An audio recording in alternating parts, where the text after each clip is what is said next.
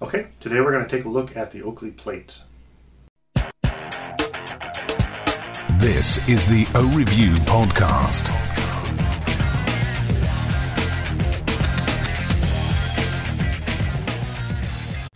O-Review.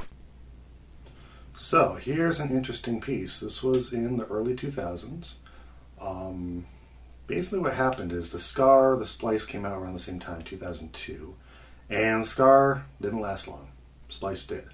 It was very unfortunate because I did like the Scar. One of the main things about the Scar that was nice is it had a nice metal lug at the temple, which gave it a little bit more strength, a little bit more heft to it. And it felt like it really wasn't a cheap piece, even though a lot of the colorways, like the electric blue, electric red, just kind of looked cheap. But there were a lot of colorways that were nice, and I really liked that pair. So it was very sad to see that go after such a short time. However, in its wake, it sort of split into two different models. I almost say, use sort of a Dr. Jekyll and Mr. Hyde analogy, because one of the splits was good, or very simple, a little understated, and that was the valve. A lot of people could wear that. It was streamlined. It was, fashionable, so a lot of people liked that more. And then we have, which one did I say? Sorry, Dr. Jekyll's the good one. Mr. Hyde is the other one. Here's the evil one. This is the plate. Aggressive as anything. So what they did is they sort of took, the whole fang here, the faux hammer, and they applied it to this pair. So it does fit the same as a Scar. And if you look at the upwards profile, it's exactly the same. I mean, it's the same stems, the same pointy, ends there.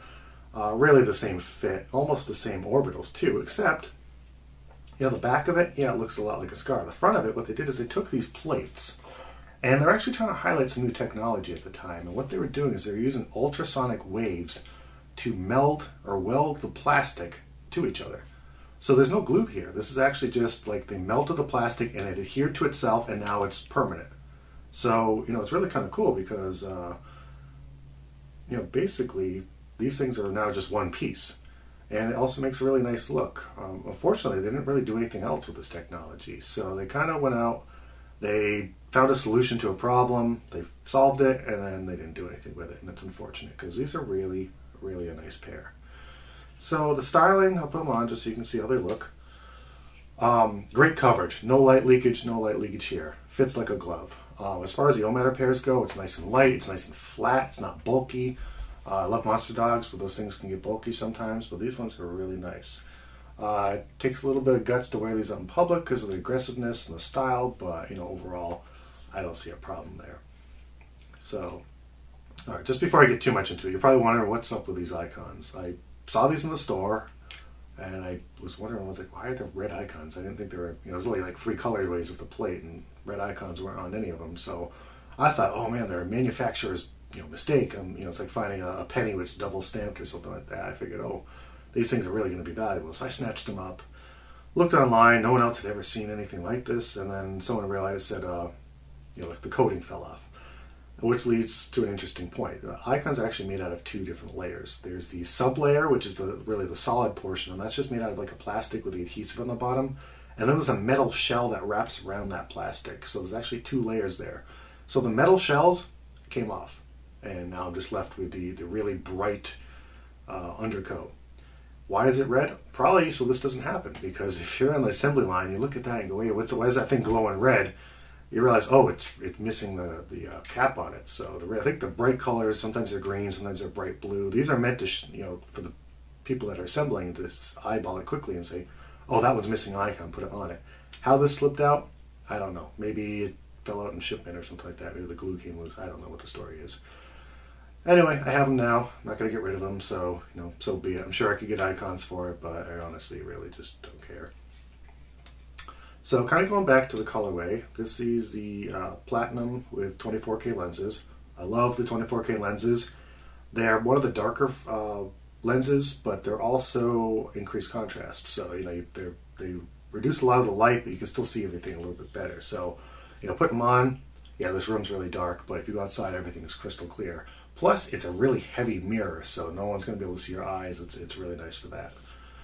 As far as the fit goes, it's really light, fits snug. I like wearing them. You don't really get any fatigue. Overall, it's really a nice pair. The lenses have the word plate etched on it. I'm not sure why. Often at the times, like polarized was put in there, so you know it was a polarized lens. The X-Metal line, they had X-Metal on there. Titanium frames, like the T-Wire, had titanium, or if it used titanium Iridium, it would have titanium in there, etched in there too. They put the word plate on this. I have no idea. It's really one of the only models that has, if not the only model, that has the model name etched on the lens. Why they did it, I don't know. But then again, this is one of those weird pairs, and so be it. So, really, if you like the scar, you're going to like the plate. It's lighter than the scar, fits a little bit better, a little bit cheaper, because the X-Metal on the scar made the price point go all the way up to, I think it was like 175, 180, somewhere in there. These were down a little bit less, or maybe not, actually, maybe these are the same price. I think these might actually have been 180, so maybe these are the same price, except you get less, so maybe that's a really bad comparison there. One of the cool things is that they spray painted the inside of the stems, so the outside is left clear, and all the paint job on the back shows through the front, so it has like kind of a clear look to it. A lot of people say like the Flores gas cans and the Artist Series ones were the first ones to do that. Nope, this is the first one to do that. If you have the Flores gas can, you'll notice the artwork's actually sprayed on the back, and then the clear frame shows the artwork through it. But these ones did it back in 2003, so it's kind of a cool thing. So, there's not a whole lot more to say about this. The box that came with it has like the plate icons, and I think a lot of actually the models in that year also had like the plate motif on the boxes. So they're not really unique in that aspect because all the ones during that year shared that. But overall, it's a great pair. It does take a certain person to wear this, because if you're going to wear it outside, you have to really be someone who can wear aggressive frames like that. But I love it. I used to wear it all the time. It's kind of just sitting in the collection now because I don't want to risk scratching it, because it is really kind of in good condition except for the icons here, but not a big deal. So yeah, we found that entertaining and educational, and hope you liked it. Thank you. Take care.